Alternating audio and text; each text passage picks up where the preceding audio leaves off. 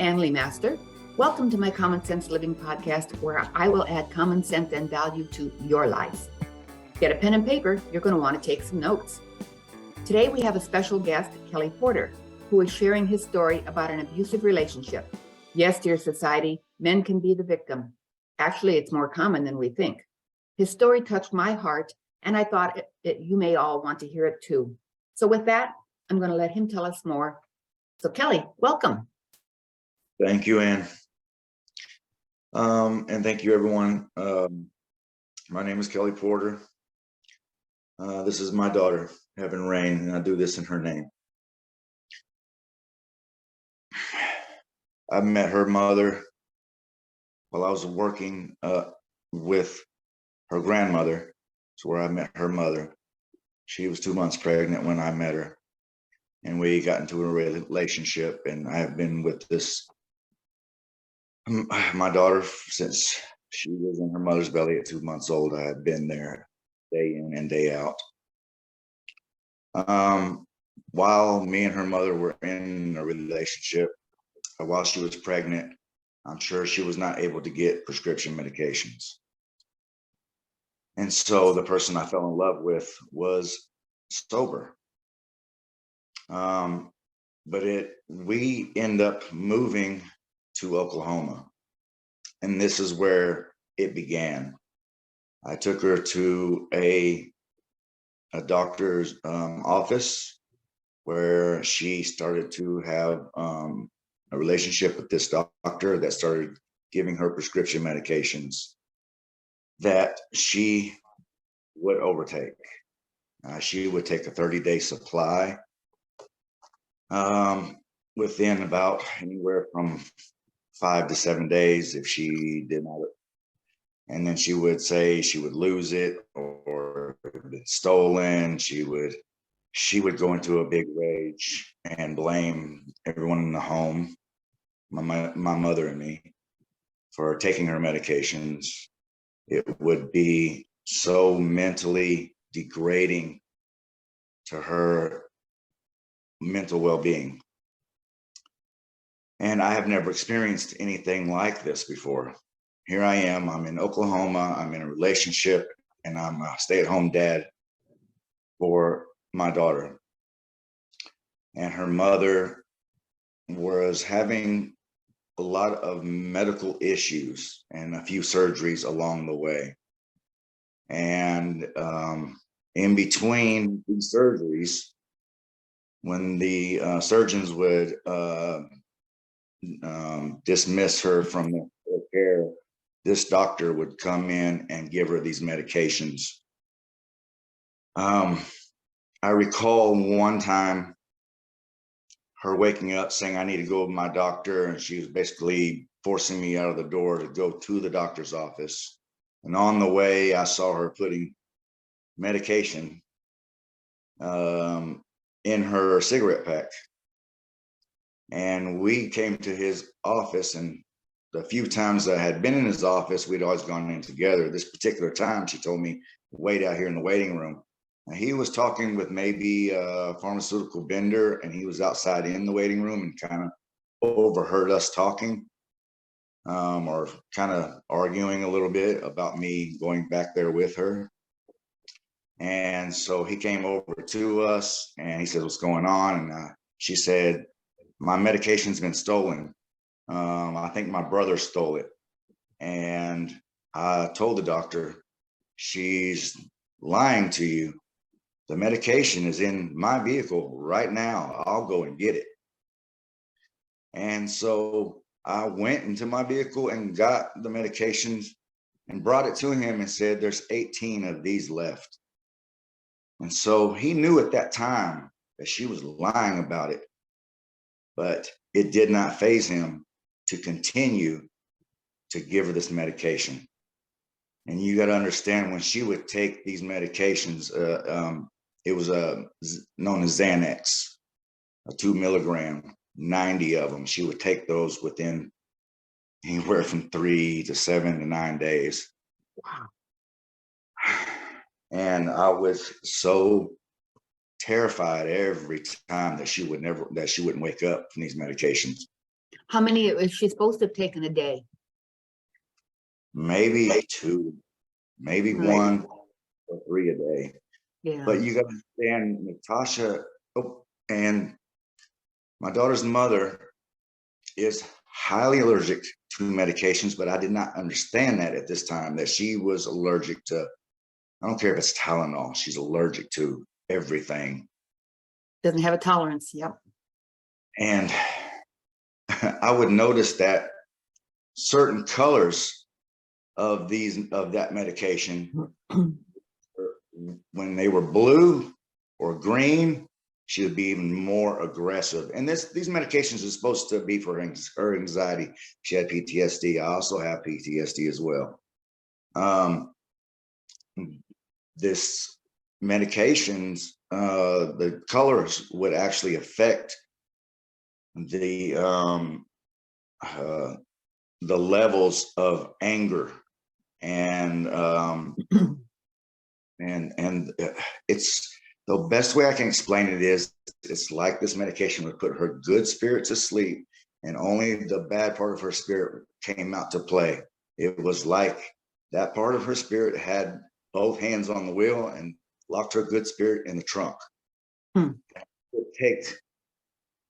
I would take the anger. She would lose her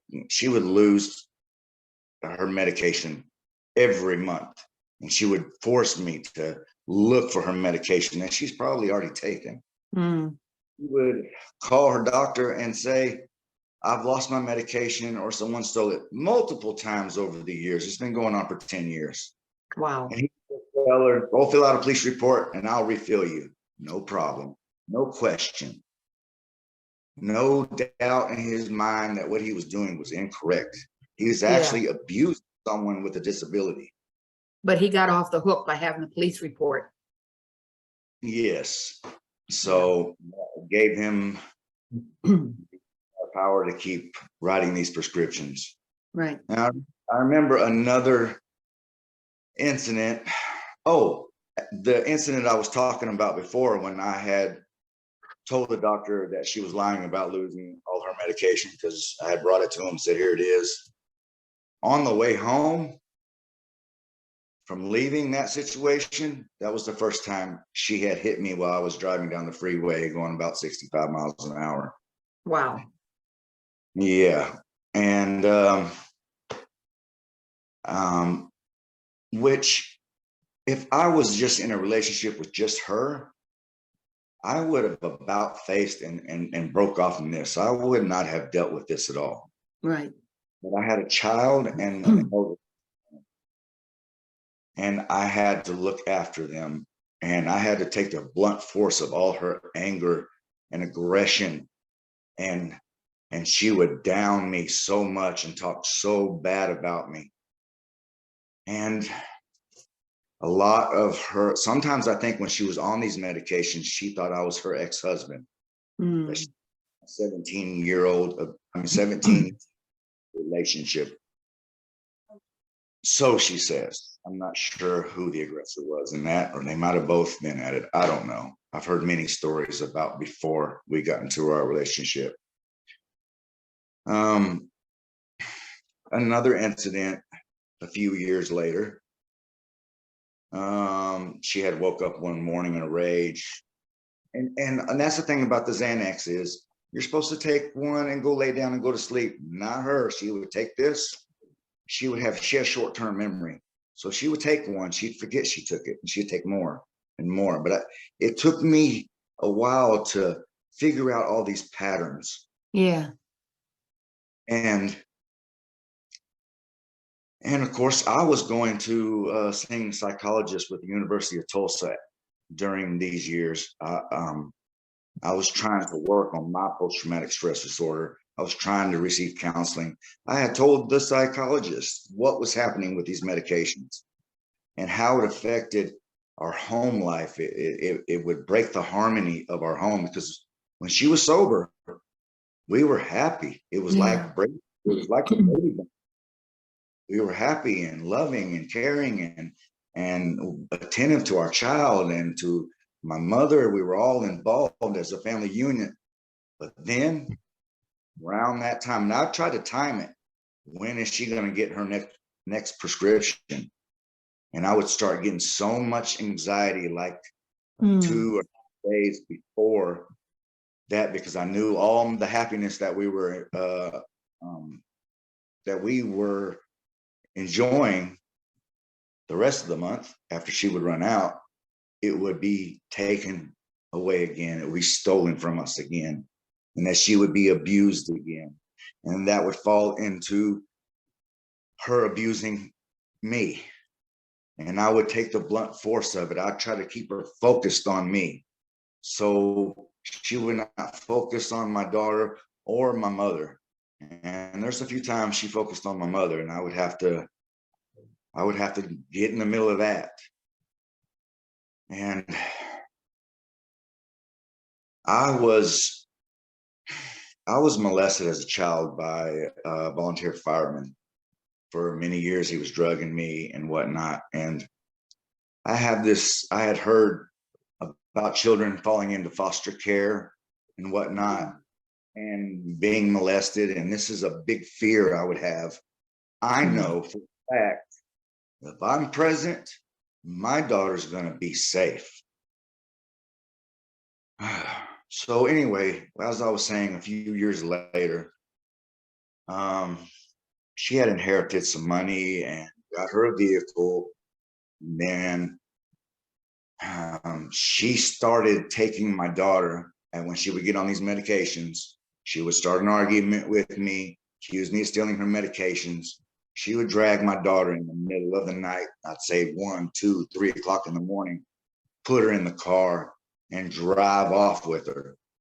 And I had called the police to have her pulled over, been telling them that she's under these medications and she's got my little girl in the back and that her life's in danger. But because it's a legal prescription, and she somehow had the ability to turn it off enough to make the officer think that she was okay enough. She had some kind of ability to straighten up enough. But I knew that this was not true. And she would take my daughter to a hotel in the next town, and she would leave my daughter up in the room by herself while she would go down and have cigarettes. And that would always be another fear. She would be leaving our daughter alone in this room. How old is your daughter now at this time? She is 9 years old. You know how much schooling she's had, like actually being in school? Of course, her mother used the corona virus as an excuse for not getting her into school when she was ready to start school. That was around 5 or 6. And then she dragged it out and said she was going to get her on online schooling, but she never ever did. Thing that she was learning from me and her grandmother. We tried to educate her the best we could inside the home. And she's very, very smart, highly intelligent. But she's literally had maybe a year and a half of actual schooling. Wow. Like being, so yeah, when she was around 4 or 5, her mother also had the doctor's personal cell phone number. So she didn't have to go through the receptionist and then through the nurse to get to the doctor when she wanted to speak to him to get that refill. She could call him directly and say, "Oh, I've lost it again. I've lost it again." I can't tell you how many times and how many police reports she's put in to get it replaced. And also she would hallucinate on this medicine. And that's what I said. Sometimes she would look at me and argue with me and talk to me like I wasn't who I am, that I was her ex-husband. It's the way she looked at me. And treated me accordingly. And I would just, I would, I would try to talk nice and soft with her, try to calm her, talk in a calming voice. Sometimes I'd have to match the aggression that she was coming at with me verbally. So I tried all kinds of different tactics to try to see how I could work this where we could find some balance. There was even a few times when when she was sober, I'd be like, "This is what's going on when you're sober." And she was like, "But I don't remember." She won't remember nothing. Once it's Taper. Yeah, after it's gone, she'll wake up just like like she has a restart button and forget all the bad things that she had done while under the influence. And I would speak to her during while sober. Please don't go pick up this medication. Please leave this doctor alone. And she'd be like, "I will. I can't believe I did that." But it was just, it was just to give me a false sense of security. Sure. And Manipulating you through lies. yes, I had called. Oh, one thing. I had actually got that doctor's number out of her phone, and I called him. And one day she had woke up, started an argument with me, and my daughter had a small round pink table that she colored on and did her little arts and crafts. She picked up that table and threw it at me and put a bruise on my arm right here. Wow. And I called, or I had texted the doctor. Oh, and then she had loaded up Nevaeh right after, or my daughter right afterwards, and she put her in the car, threw all of her clothes out of the closet and threw them in the back of the car and took off again. She didn't put the hatchback closed. And so all of the clothes and items were literally a quarter block. I mean, like half the block was just full of the stuff that strewn down the road. Strewn down the road. Along with a pistol. And I took a picture of the bruising, and I took a picture of all the items down the road that I end up having to go clean up. And I sent that text to him and said, "This is what happens 24 hours after that medication enters this home." And now everybody wants to know, well, why couldn't you do more? Because this is Natasha. I mean, this is her mother's tactic.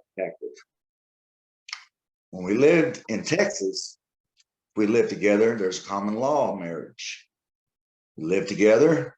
There's common law. I would have rights. Oklahoma does not have that same law, even though I think that if I was able to afford a lawyer, which I am disabled with PTSD, I'm on a fixed income, and I can't afford one. But my daughter's not biologically mine, and that is, even though I've been there since she was 2 months growing her mother's belly, I've been there, stay-at-home dad. And she uses this as leverage because in Oklahoma, none of the officers I've come across, none of the, it seems like, oh, because you're not blood, you're not her dad. Right. And do you have any contact with her, with the ex-husband or the father of your daughter? Now, the story that I was told when we first met was that she was dated by the maintenance man at her apartment. But this is true, I don't know. But once we were in a situation, she needed some money, and she was like, "Oh, I'm gonna call him, and he'll have and see if he'll give us money." And that's when I realized she actually has contact with this person.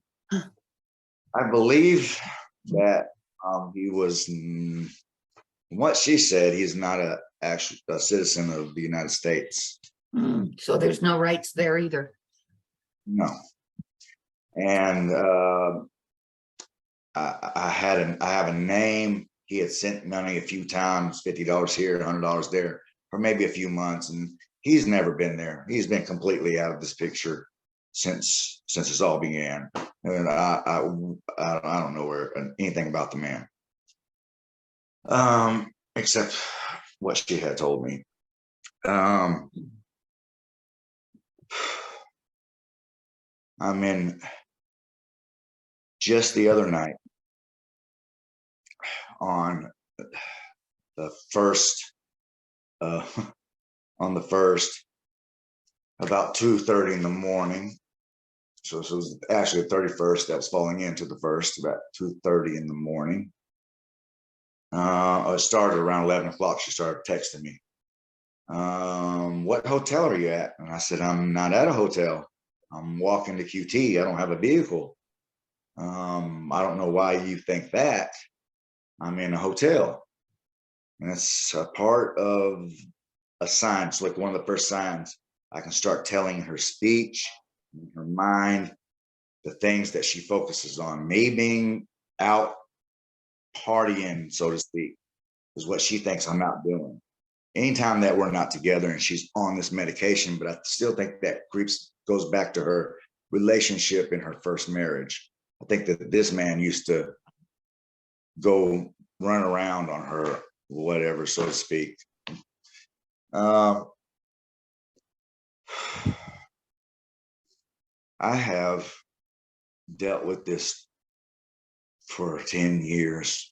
I have talked to pharmacists, police officers. I have talked to police officers that got me in touch with the DEA. I have told them, try to get him red flag through the pharmacies. Look at the way he's prescribing this medication to her. Look how many times they're refilling, that he's refilling. It probably has different pharmacies that he can just make the phone call to, and then it's not that easy to track. And then when they have to do their inventory, each pharmacy, it's not flagged because that particular drug, yeah, it's all the way the system is played, isn't it? Yeah, and then it got worse after he implemented a diet pill called Fetamine or Fetamine, in which I had asked a pharmacist here in town I lived in. I'd asked him one time, this medication, because when she takes that medication, everything's really loud. And she starts off really happy, but it don't stay that way. She gets really mean and violent and whatnot. And I had asked the pharmacist, she's got post-traumatic stress disorder. Is this a good medicine? He was like, oh no, this medicine is absolutely not for someone who has PTSD, because it's going to take them way up here. Wow. And so the pharmacists are telling me this medicine is not good for her. And yet here the doctor's still doing it. I've called and complained. I've talked to his nurse. I've talked to receptionists. I've also tried to get her brother. She has two brothers, one older, one younger. I had shared this with them as well, and asked them many times, pleaded to them, please help me, stand with me to go to this doctor and say, this is what's happening. Because they would see it too, but when they see it, they're just telling her, get out of here. We don't want you here when you're like that. Go away. You're supposed to love your sister. You're supposed to protect your sister. How come y'all won't help me to help her, to help your niece, my daughter, our daughter? And, you know, I am, trying to keep my post-traumatic stress disorder. I'm trying to work on it. I was also going to counseling. The psychologists, they were doing a research paper at the University of Tulsa on post-traumatic stress disorder. And they ended up dismissing my treatment because I refused to take prescription medications. And you wonder. Yeah. And so I was without help for a little while. I eventually got into the Cherokee Nation and was getting counseling from them. I was originally going by myself, and I was telling him everything I was going through with this doctor abusing my daughter's mother, who is disabled with post-traumatic stress disorder. And he's abusing her and abusing our family along with it. So as I was going to counseling, this was probably about 6 or 7 months before the corona hit. But I started seeing him on my own. But eventually Natasha, my daughter's mother, wanted to come into the counseling. And he agreed to it, my counselor, and we started to make some progress. And you gotta understand, she hasn't been taking it every single month for 10 years. There are times when she left it alone for 3, 4, I think maybe 5 months may have been a total that she held out. Wow. And then her father had passed away in a car accident. Her grandfather was a very wealthy business owner. And so when he passed away, she had got distributions from an inheritance. And you think that money might make life better, but it don't. I was happier. I was happier even with the abuse that was going on with the prescription medication. We were happier when we were having to count our pennies and dollars to make it through the month. Yeah. When she got this money, it just like supercharged what was already going on, and inflated her ego, inflated her power, because she had financial power now. Yeah. And she would use my daughter as a chess piece to play on my post-traumatic stress disorder. She learned all my triggers. And she was learning them when I was telling her what my triggers were. I thought I was telling it to a person that loved me. That was because when she was completely sober, she was the person I loved. Yeah. I shared these things with her, but she would end up using them against me and trying to get a rise out of me, trying to get me angry. She would keep me up all night long and not let me get any sleep, not let me take a bath, not let me eat. She was always constantly losing stuff while she was on this. So it was affecting me too, but I had to hold on and be strong because I got a little one to look after. And I'm teaching her to be good, to be brave, to be strong, to be kind, to be humble. I'm trying to teach her the path of peace, but with strength, to think on her own. I've spent so much time, and this is the thing about it, is her mother has gaslighted our relationship, where she's trying to fade me out like I'm just some fly by the night boyfriend. That's where we're supposed to be at in the story.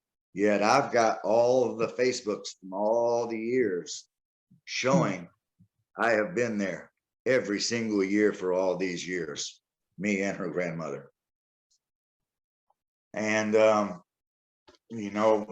my mother helped out a lot. She was helping out financially, paying pretty much all the bills until Natasha got her inheritance. While I was trying to get on disability for my post-traumatic stress disorder, I didn't even know I had that until I was 39 years old. I didn't know I had post-traumatic stress disorder. Which that's another story about how my life went with school and socializing and whatnot. And so not only is he's giving these medications to someone that's disabled, and then on top of that, I'm disabled, but as long as I was just at home is where I feel good. I can make my home my sanctuary where I can have peace. It was the outside world that I had trouble with my post-traumatic stress disorder, like very large, crowded places. And, I'd have to wait till to go to Walmart about like an hour and a half before they closed. So there wouldn't be so many people inside, just, stuff like that. Um, I would just choose when I would go out in the world, I'd have to choose very tactfully what would be make me most comfortable. But in my home, I'm good. I feel safe. Yeah. But she took the doctor giving her the medicine through her, that had been taken away. There was no peace in our home until the medicine was gone. I mean, like I said, the medicine that she was taking, that Xanax, was supposed to calm her anxiety, and she was supposed to go lay down, go to sleep. No, she stayed up for days and nights on that medicine. So it was working completely opposite.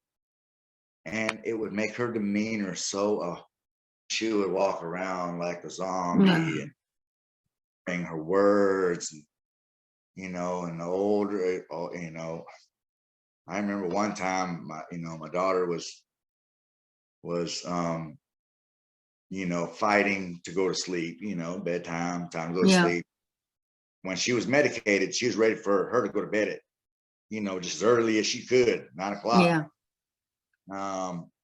And I remember one time opening the door and she was actually covering her mouth, and I really couldn't get a close look, but I was like, hey, you need to stop doing whatever it is you're doing right now, or I'm gonna have to call CPS.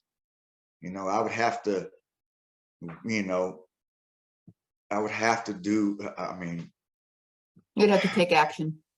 yeah, I would have to tell her I'm gonna take action. And So I have a question. yes.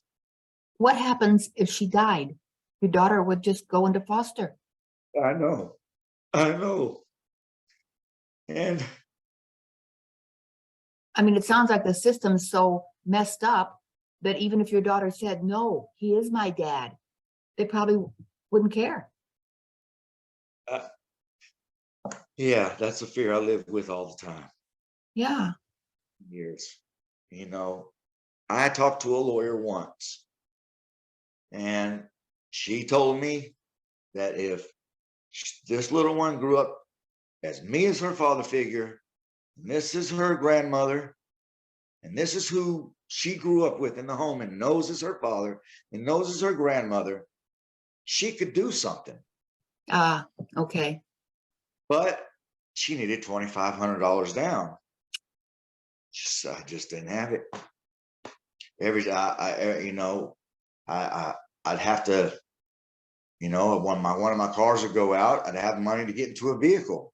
Yeah. And it would last a little while I was saving up money, trying to save money to do that action. Yeah. But through these used vehicles, they don't last. And I'm pouring money into having transportation. I live out in the country. It's not easy. I have a question now for our public defenders and the law schools and such. Why do they not, or perhaps they do, have cases that you would take, practice cases, so to speak, as their education? How do you do that? I mean, I'm saying, why don't we have something like that? Where is our law schools? And yes, and the resources available to me, I know that there are some, but it's very, I don't know where to begin. I don't. Right. And when I talk to someone, if they're not sounding genuine to me on the phone, if they sound like they're busy, too busy to hear what I'm trying to plead for help, I'll get what's the word? Discouraged. Sure. From continuing to make more phone calls. Sure. Even though I know in my heart I have to. My biggest weapon against this, and for my daughter to have some type of normalcy and routine in her life, has been through prayer. And he has been my greatest ally. I remember one time she was on this medication during one of the episodes, and I picked her up. She wandered out in the middle of the night. It must have been 1 o'clock in the morning. And she was walking down the street, and I had to go and get the car. And I was like, get in the car. And what are you doing? And so she got in, and I turned around to go back to the apartment. And she said, no, I'm going to Walgreens. And I said, no, we're going to go home. She said, if you don't turn around right now, I'm jumping out. So I turned around. But as I was turning around, she opened the door and fell out of the vehicle. She was laying in the driveway at a church. And I stopped the vehicle and I ran over there. I thought she was dead. Yeah. Luckily, she wasn't. Somehow, some way, through him protecting her, because she is a good person with a good heart, but she needs counseling. She needs rehabilitation, rehab. She needs these things. Right. And she could get on a good road, because the best thing for her and a blessing of Oklahoma is the access to medical marijuana is amazing for her. But yet she always falls back to those prescriptions. It's got to the point where she was pharmacy hopping.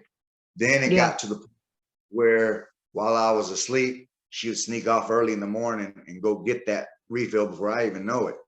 Wow. So I wouldn't see it coming sometimes. And, there's many times I wanted to call the police when she had been violent with me and whatnot, but I already have issues about being a man because of what happened to me as a child.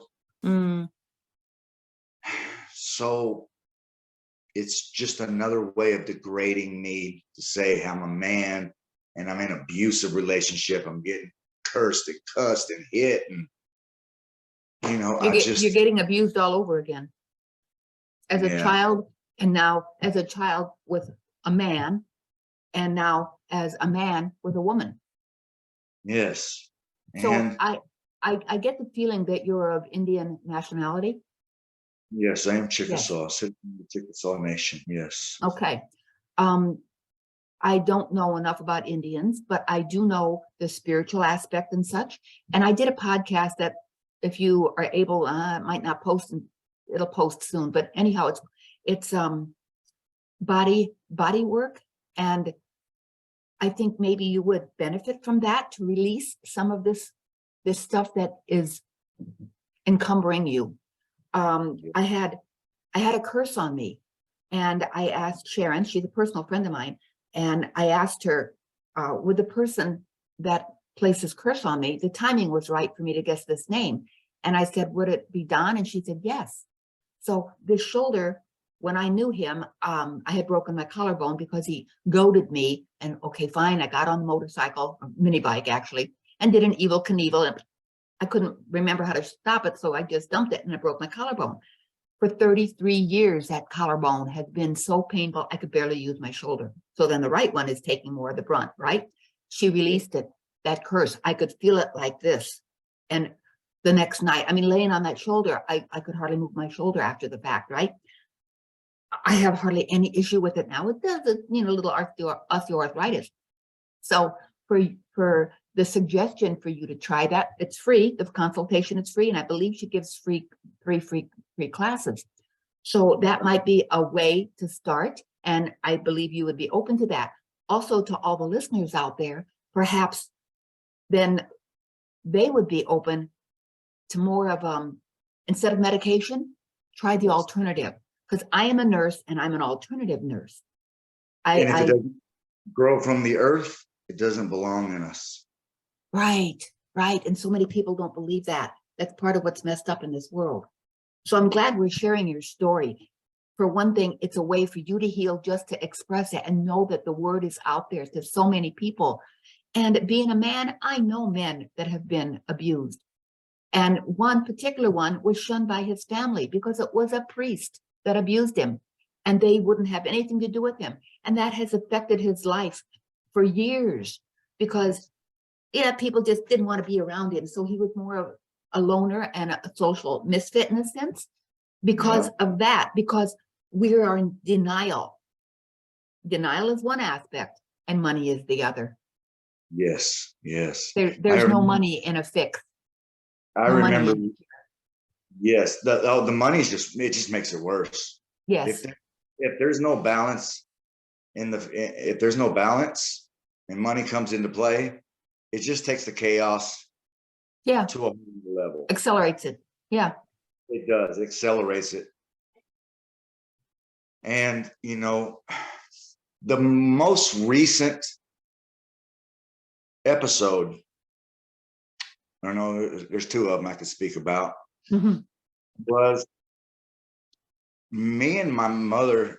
When she had got the inheritance, she had bought a house on the other side of Oklahoma, about 2.5 hours away from where we were living. And we had told her, since me and you were having such trouble, maybe me and mom should stay here and you and Nevaeh get comfortable there. And at this time, she wasn't taking that medication. So I thought it was a good time, maybe just to have a little break from each other. And I said, we'll, work on some stuff and we'll, see about possibly moving back in altogether again. And she demanded, oh no, y'all have to come and live with me. She kind of didn't take no for an answer. And I look in my daughter's eyes, and her and my mother, they're best friends. And of course, we would, at the moment, we thought, she's about to get this blessing. She's leaving this medicine alone. But so me and my mother, there's another story with that. My mother was in the hospital during the house buying process. So she was fighting for her life. She kept getting misdiagnosed. And then my daughter's mother had bought 2 cars. So my vehicle was the oldest out of the 3 cars. And I had loaded up the giant U-Haul truck while my mother was in the hospital fighting for her life. And they kept sending her back home. 3 days later, they'd have to send it back. And I kept telling them there was a pattern, but the corona was going on. So there wasn't a lot of communication with the nurses and doctors at that time. So we ended up moving out there, and she waited till we got moved in. We got settled.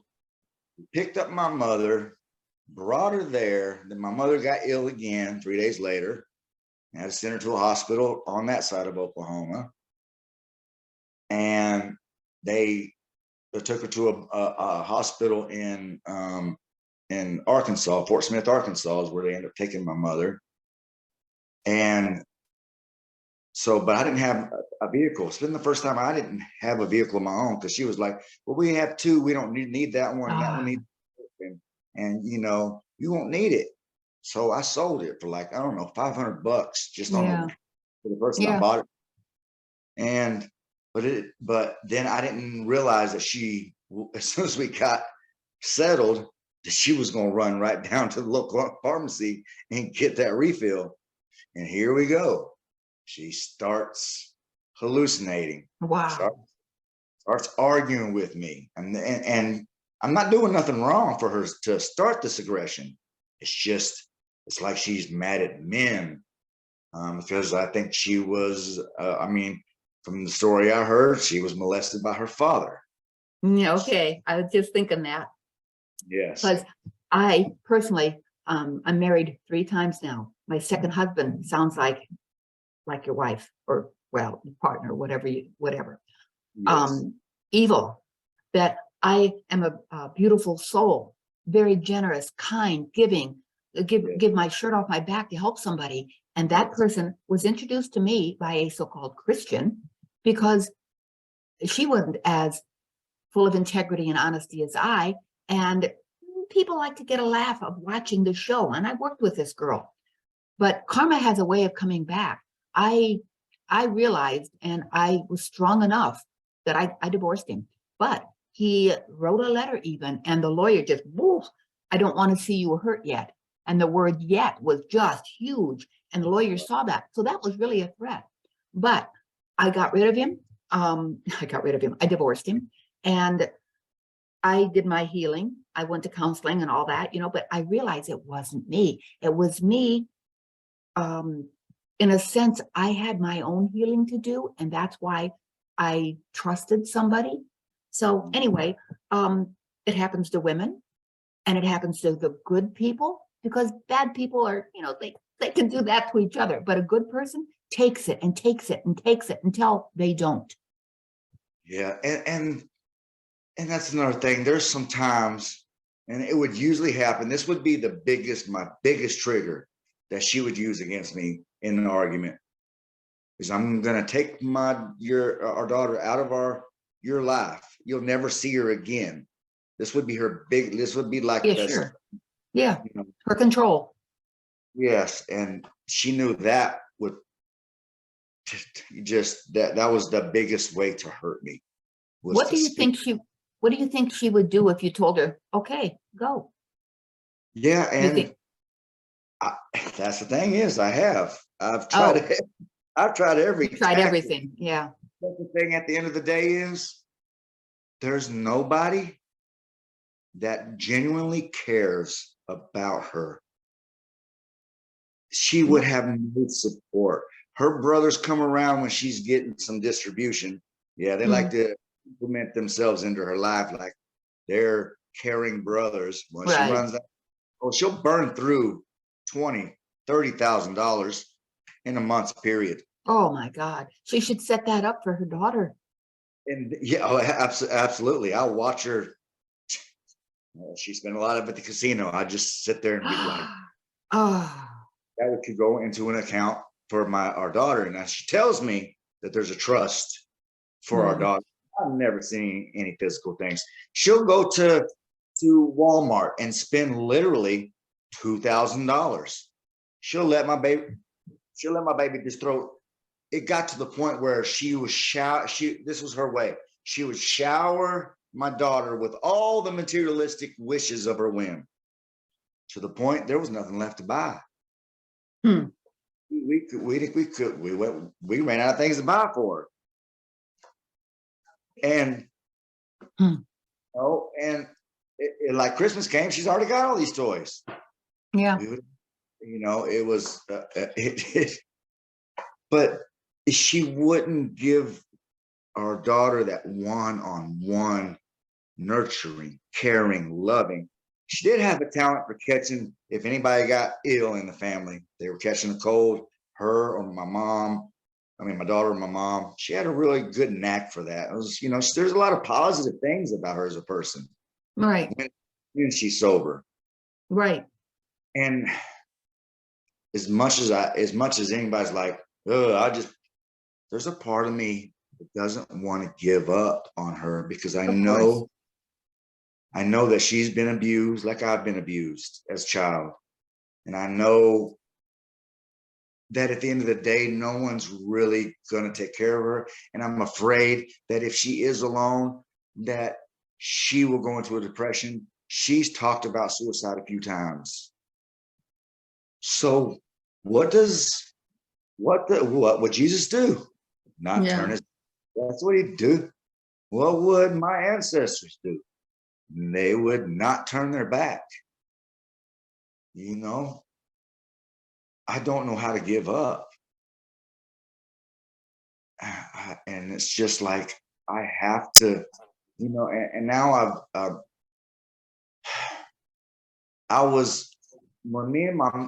so when we moved out of that house that she had bought, and she got on medication, she had hallucinations, started a big fight, she called the police. She had been doing that for years, gaslighting, calling the police, saying I'm doing being abusive. All right. But when they showed up, and she's literally called 20 times over the last 10 years.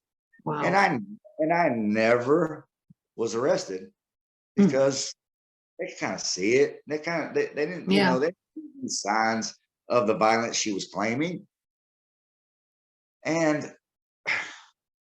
so when we get out there, my mother's in the hospital in Fort Smith, Arkansas. I've never been on the side of Oklahoma. I don't know nobody. I don't know nobody here either.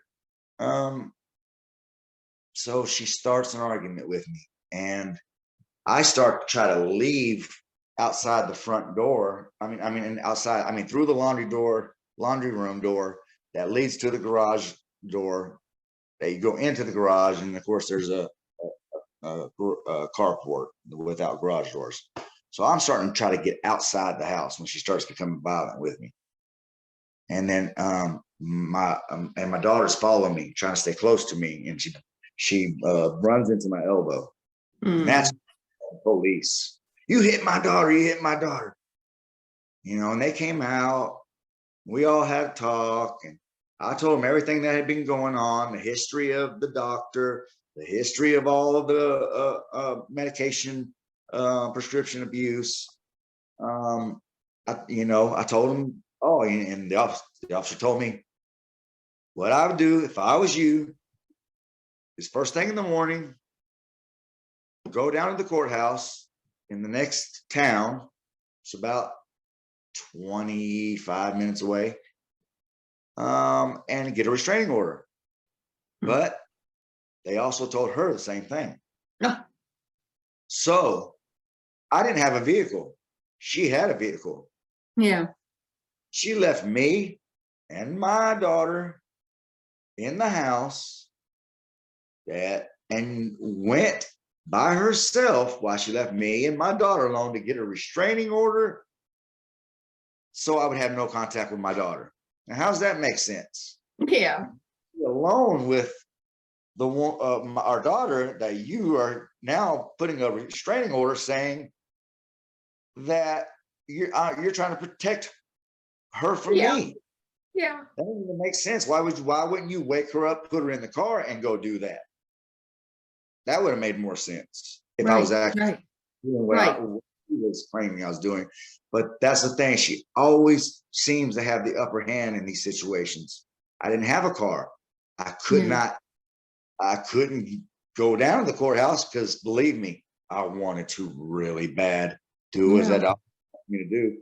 But I didn't know nobody in this little small town in the middle of nowhere.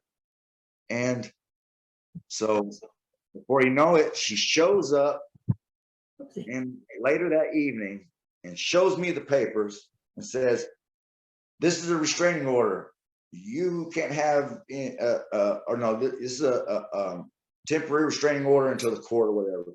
You have to leave these premises. I'm about to take you to Fort Smith, and I'm going to rent you a hotel for the night across the street from where your mother is, still fighting for her life." So you can just imagine my post-traumatic stress disorder. Oh, yeah. To the fullest. But I'm holding it together. I'm panicking. I'm crying. I'm sucking my tears back up. I'm just saying, and I'm in another state I've never been in, and my mom's still fighting for her life, and she gets out. They release her from the hospital. All right, and I've been on the phone with my older brother. Thank God for my older brother. He's very involved in his church, and he's a certified public accountant. But he has this knack of being like a commander, or I call him the war chief of the family. When there's a battle to be fought, he guides me into, I'll say, well, these are some of the things I'm thinking of, and he'll be like, yeah, do that. And once he tells me to do that, boom, I'm on it. And so we were trying to survive our situation. And I was like, okay, we need to get out of Fort Smith and get closer to, back into Oklahoma. And so we go he rents us a hotel there for a few more nights. And then we'd have to take a taxi out of Arkansas back into Oklahoma. Wow. I think, that was it was probably like $150 trip. And then my brother was paying for the hotel. Meanwhile, they had released my mom from the hospital, but she was still ill. So while I was in the hotel, I would have to walk and go get smoothies and protein drinks and anything that I could to keep nutrition down, even though she couldn't hold it down. Mm. She had an ulcer in her stomach. But that wasn't it. So fighting for her life, I'm also trying to contact my landlord that I was using near Claremore, where I live at now, out at Lake Ooliga. So I contacted him, and he's like, "Oh, that house was a mess that y'all left," and and I'm like, "Well, she paid the neighbor $500 supposed to clean that house." And then I had explained to him about her prescription addiction, and that it wasn't me and my mother, it was Natasha, it was my daughter's mother who was doing this. And that she had paid the neighbor that didn't do the work, or I would have never left it in that condition. And I kept telling her, I want to stay here and finish this. And no, we got to go. So anyway, I do get back in touch with him, and he hears my plight, tells me he has an apartment coming up. So I got it all ready. I tell him, we have some money to put down as a deposit, but I got to get out there. I have no vehicle. So my brother helps me to rent a small U-Haul truck. And I have to go to the police department there in the small town where she had bought the house, and had them escort and tell them what was going on with the restraining order and whatnot. No. Oh, I forgot. Before that happened, before we rented the truck, I had, and you got to understand, this brings back a lot of flashbacks and memories. Oh, I'm sure. Let's see, before that,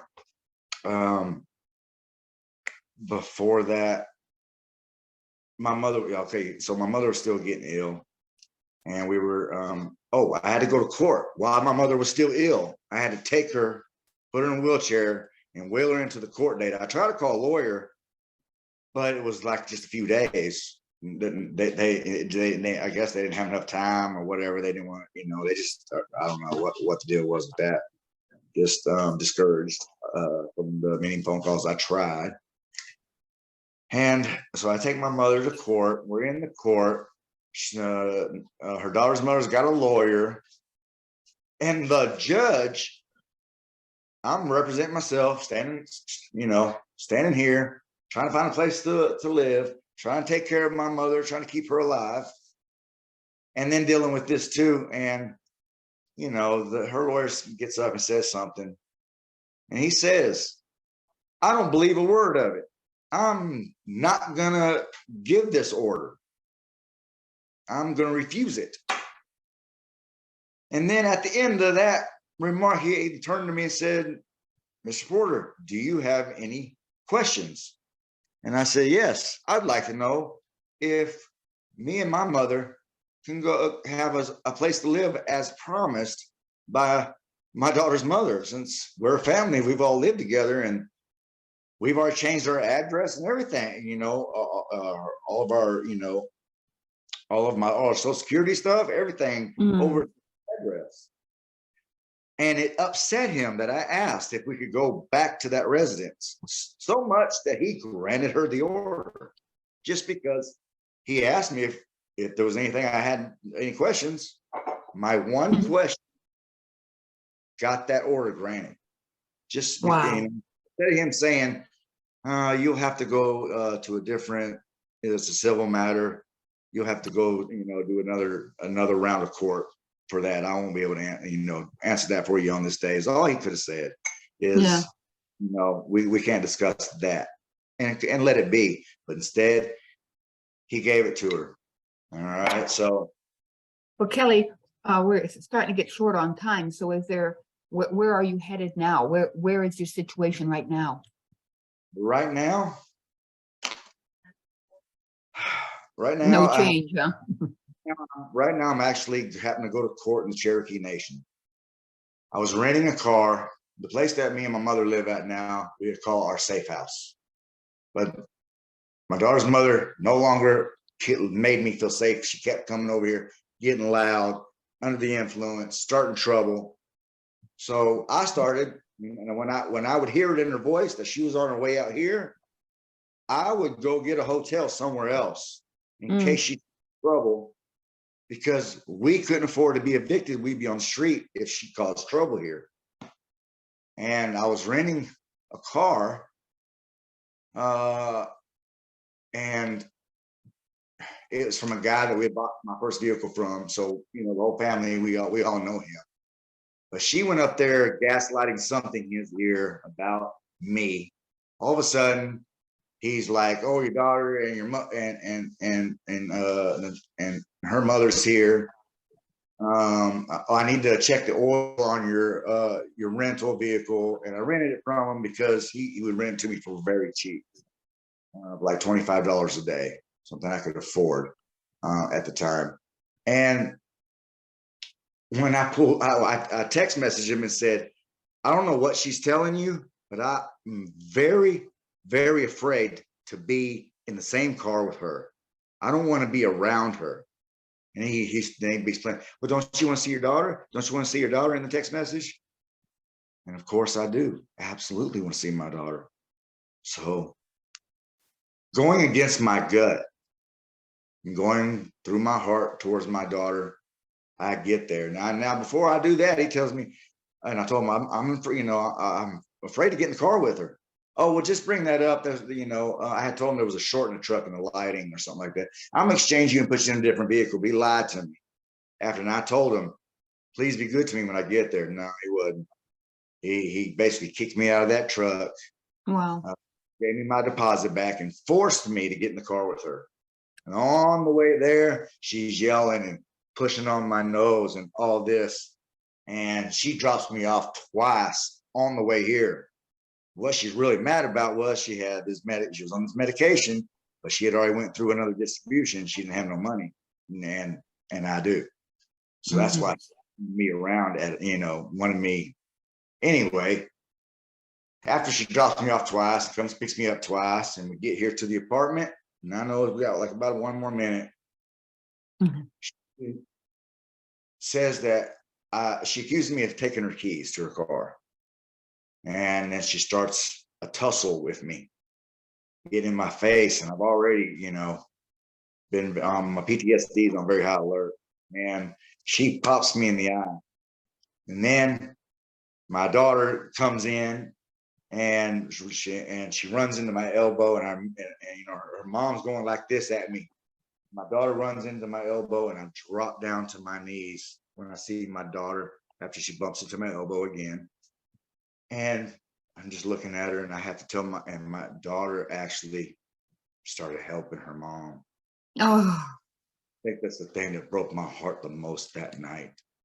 And then she gets my daughter and goes outside, calls 911 because she's already planned it. She had the phone in.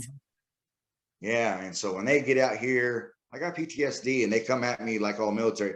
"What's going on?" And they want their answers, the questions answered immediately. And I've got to process everything before I can speak about what's going on. And I remember the officer saying, "Well, what are we going to do tonight?" And I thought, well, she doesn't have her keys, so I can't, because my thought was be like, she needs to get in her car and leave. Is what she needs to do. But I look at my daughter, and I'm thinking, her mom don't have her keys. I said, "I'll just walk to a hotel and stay at a hotel up the street. That's what I'll do." And that wasn't good enough for him. So he takes me. He ends up arresting me. He doesn't see my eye starts to turn colors as we're getting closer. I mean, it's a little small town. It didn't take long. But by the time we pulled up to the jail, my eye had got completely purple. And then he said, "Oh, now I see the guy." huh. Yeah. And so they stayed here, my daughter and her stayed here And my mom noticed, she said, after they had took you, I noticed that she was slurring very, very bad. You know, we knew that when she was on that. I remember her sticking her tongue at me too before the argument. She stuck her tongue at me and showed me she was melting something on her. She was taking some diazepam, which was much better for a little while, but that ain't what she's taking again. She's back on that Xanax. And I know we're 2 minutes past, and so I'm just going to finish saying that my mother witnessed her get up in the morning, go out to her car, open her gas cap, or the gas lid, and that's where she had hid her keys. Oh my God. Yes. Wow. Now I have to go to court, and I gotta try to figure this part out and whatnot. You know, I had to stay in jail for about 4 or 5 days. And, you know, when I got out, the blackout still there. So I took a picture of it. I made a documentation of the conversation I had with the man that rented me the car, that I told him that this was happening, that this was gonna happen. You know, I tried to heed the warning to people, but nobody was listening to me. So Kelly, just in case there would be somebody that could put you in touch with a lawyer that would be doing it nonprofit, would you have a way that they can get a hold of you? Absolutely. You could absolutely share my number with them. Okay. And why don't you say your number for us? Get the phone number or text or whatever. My phone number is 539-900-7035. Right now, at this moment, when she brought that, I started the story, she started texting me saying she was on her way over here. She shows up at 2:30 in the morning, and the car is wrecked on both sides. There's a big hole on one side near the front tire and in the frame, and the body, and scraping on the other side. I was trying to get her location because I was trying to get her pulled over before she came in, but she wouldn't give me her location.